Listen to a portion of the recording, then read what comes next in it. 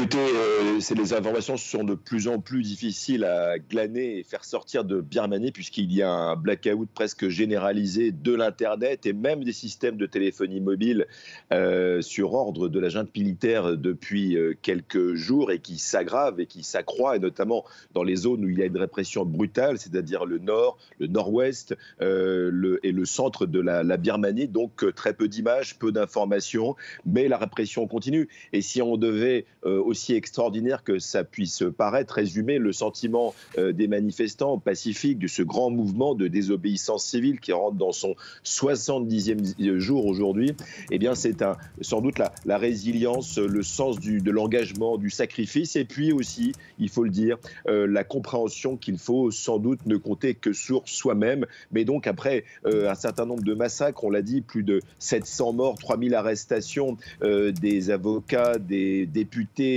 des activistes, mais aussi des artistes maintenant qui sont arrêtés par dizaines, eh bien les mouvements continuent. Il y a eu à Bago, à quelques dizaines de kilomètres de la capitale économique Rangoon, un bain de sang, un nouveau bain de sang avec plus de 82 morts vendredi.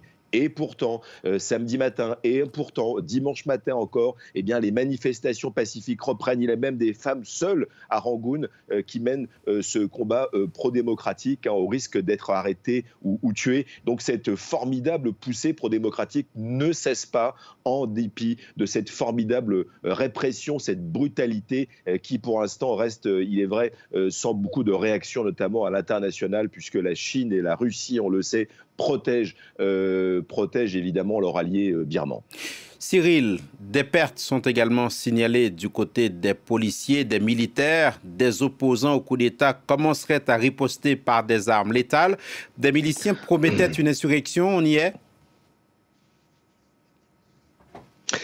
Écoutez, c'est peut-être un peu trop tôt pour le dire, parce qu'il s'agit de cas isolés. Alors d'abord, il y a des défections maintenant dans l'armée, dans la police, qui s'enfuient en Inde, qui commencent à faire état de l'état d'esprit qu'il y a dans l'armée, où il y a quand même un malaise, puisque évidemment, on voit bien que ce massacre ne restera pas impuni, en tout cas dans l'opinion publique. Mais vous l'avez dit, dans la ville de Tamou, le Tamou, c'est dans le nord-nord-ouest, près de la frontière indienne, très loin de la capitale, en Birmanie. Eh bien, ce sont des manifestants qui ont mené une action de guérilla hier et ont tué entre 15 et 20 policiers. Une réaction concrète après une répression féroce. C'est le même endroit, Tamou, toujours dans cette zone du nord-ouest où il y a une dizaine de jours, un militaire qui avait fait défection a mené également un assaut contre ses anciens alliés. Il y avait eu une dizaine de morts et lui-même aussi avait été tué et il a été pris comme un martyr et il avait dit qu'il se sacrifiait pour cette cause. Et on sent bien, encore une fois, pour revenir à cette résilience, à cette notion de ne pouvoir compter que sur soi-même, puisque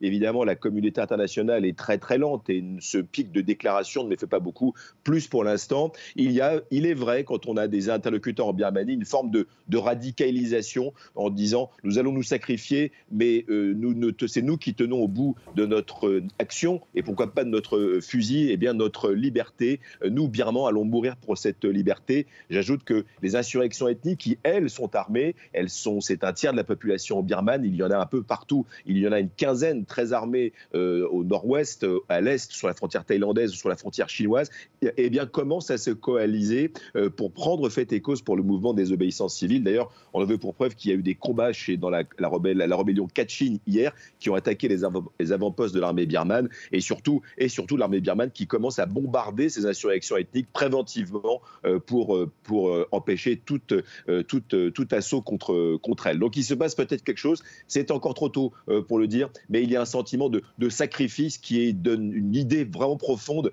de la dégradation profonde de la situation en Birmanie aujourd'hui. Merci Cyril Payen, spécialiste à France 24 de la